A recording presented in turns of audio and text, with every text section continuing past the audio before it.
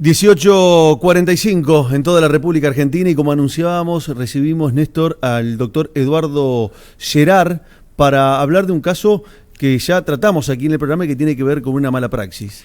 Sí, así es. Estamos en comunicación con Eduardo Gerard. Buenas tardes, Eduardo, ¿cómo estás?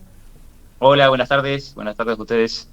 Bueno, decíamos, ¿no?, que hubo importantes avances en esta causa que investiga una presunta mala praxis en el Hospital San Roque que habría derivado en la muerte de un chico de 14 años.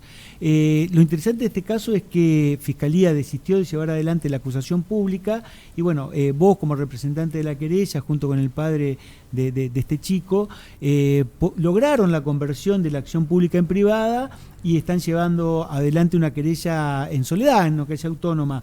Hubo una importante definición del juez de garantías, Elvio Garzón, que nos interesaría que nos cuentes lo más didácticamente posible porque se trata de una resolución bastante compleja y que admite una manera de explicarla técnica pero también coloquial. Sí, bueno, en principio agradezco la introducción porque realmente es un tanto compleja para todos los que ejercemos el derecho, con lo cual un poco más aún para aquellos que no lo ejercen. Pero en líneas generales y de manera simple, lo que se discutía en esta audiencia era, por mi parte, había hecho la petición de esa audiencia para definir si la imputación, es decir, la atribución concreta de un hecho a ciertas personas que se subsumirían en un tipo penal, debía hacerse en el marco de una audiencia o debía hacerse o se podía hacer en el despacho particular que yo he constituido a los fines de este proceso. Por su parte, las defensas se opusieron a esta circunstancia y propusieron una serie de cuestiones técnicas que tenían que ver con atipicidades, etc. El doctor Garzón decidió el día 11 de marzo zanjar esta cuestión y disponer, antes de esta definición imputativa y analizar o no las defensas opuestas por los abogados de la parte acusada, que yo cumplimentara un trámite escrito que establece el código, que es trasladar, o sea, darle a cada uno de los abogados defensores por escrito, como si fuese una causa civil, los hechos y cada una de las evidencias que eventualmente yo iría a llevar a juicio, y que a la postre de eso va a analizar si corresponde o no la imputación y eventual caso si corresponde o no hacer lugar a las defensas propuestas por los abogados de los acusados. Es decir, que el doctor Garzón dijo, antes de analizar esta cuestión de fondo, cumplimenten este requisito formal, que es trasladar por escrito todas las evidencias que eventualmente se llevarían a un juicio, cosa que en este momento estoy organizando, porque bueno, es una causa muy compleja desde lo técnico y muy compleja desde lo probatorio, máxime cuando la acusación se lleva por un abogado particular de forma autónoma de la Fiscalía, como bien decías vos. En ese punto, doctor Gerard, ¿cuáles son, en la dinámica, ¿no?, de llevar adelante esta querella en soledad, esta querella autónoma, las situaciones que estás viendo como más complicadas? Porque uno pregunta en tribunales sobre este caso, sobre esta novedad, ¿no?, de la conversión de la acción pública en privada, y hay como, no sé si desconocimiento, pero cierta prudencia a la hora de avanzar porque uno puede equivocarse.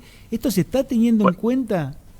Claro, lo que sucede es que el Código Procesal solamente establece para este tipo de proceso un solo artículo que dice: dispóngase la conversión de la acción pública en privada en los siguientes supuestos, en ciertos supuestos.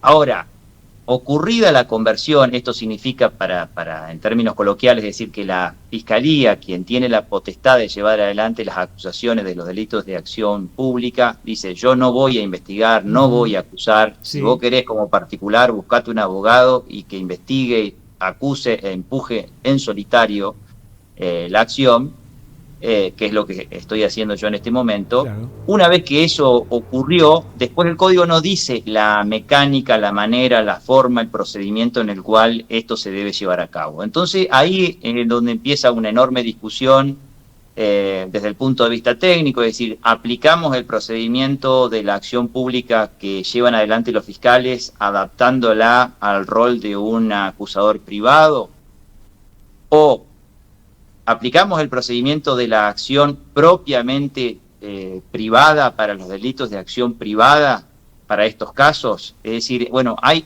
en las dos formas, en las dos mecánicas, hay un montón de situaciones que son ambiguas, que hay que resolverlas según el caso concreto, porque no está resuelto por una norma, como acabo de decir, y ahí es donde está la discusión, la dificultad, porque uno como abogado se enfrenta a los distintos criterios de los jueces de garantías que tienen que resolver cada una de las instancias. Eduardo, en este caso, sí. ¿Quién debe zanjar ese inconveniente?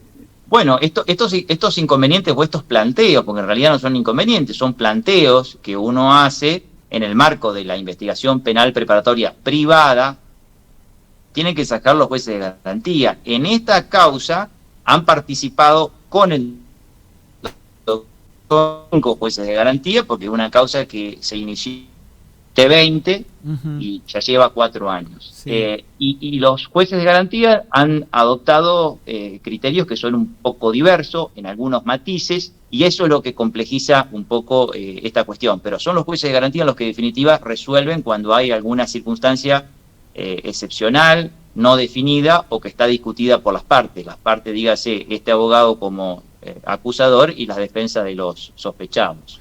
Te consulto, en función de esto que estás señalando, ¿no? Y de estas situaciones que se presentan en este procedimiento novedoso, la producción de evidencia, ¿no? Uno sabe que Fiscalía, cuando tiene que producir una prueba, emite un oficio, se dispone, y eso entra a hacer circular o moverse el andamiaje judicial y se logra.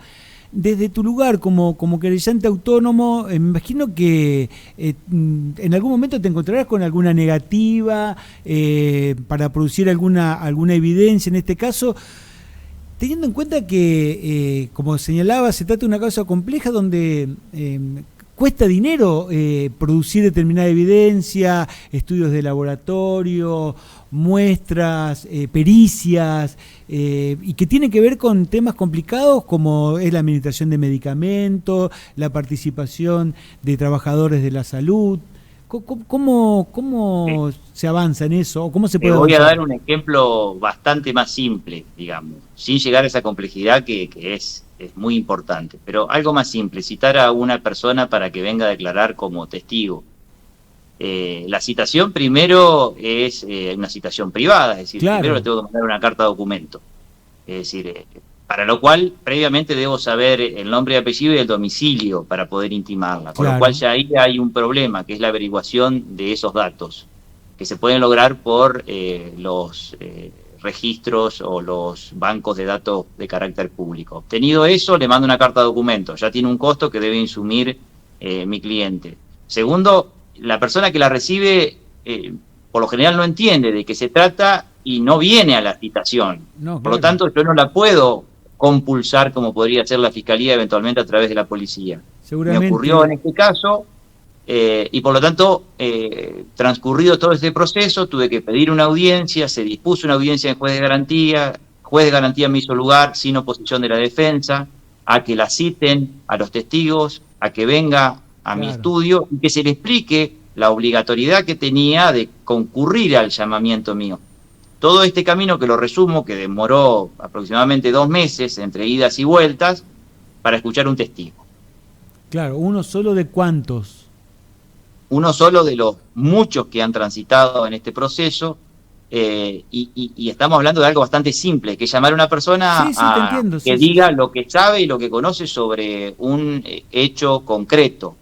Eventualmente, si hay que pedir pericias, me pasó con la consulta de la persona que hizo un informe técnico de la Corte Suprema de Justicia de la Nación, con lo cual yo necesitaba saber sus datos para eventualmente convocarlo a un eventual juicio.